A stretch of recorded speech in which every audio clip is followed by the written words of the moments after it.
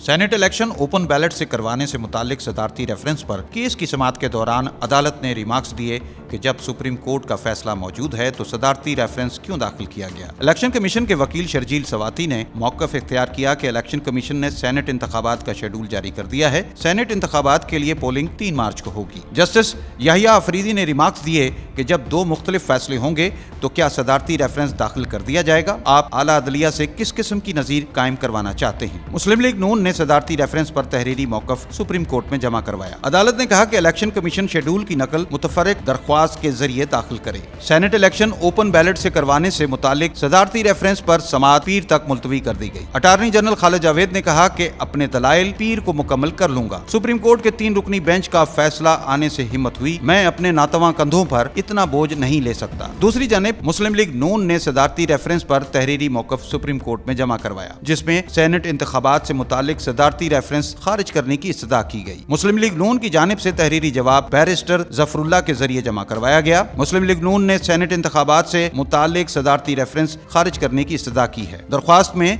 मौक़िफ़ इख्तियार किया गया, अदालत करार दे सेनेट इंतखाबात पर आर्टिकल 226 का इतलाक होता है। मुस्लिम लीग नून की दरख्वास्त में मौक़िफ़ अपनाया गया कि हुकूमत ने रेफरेंस दायर करने का सदर मुमलिकत को गलत मशवरा दिया। रेफरेंस पर राय देना अदालती दायरे इख्तियार से तजावुज़ होगा। दरख्वास्त में मौक़िफ़ अपनाया गया कि रेफरेंस में सियासी नौयत का सवाल उठाया गया है।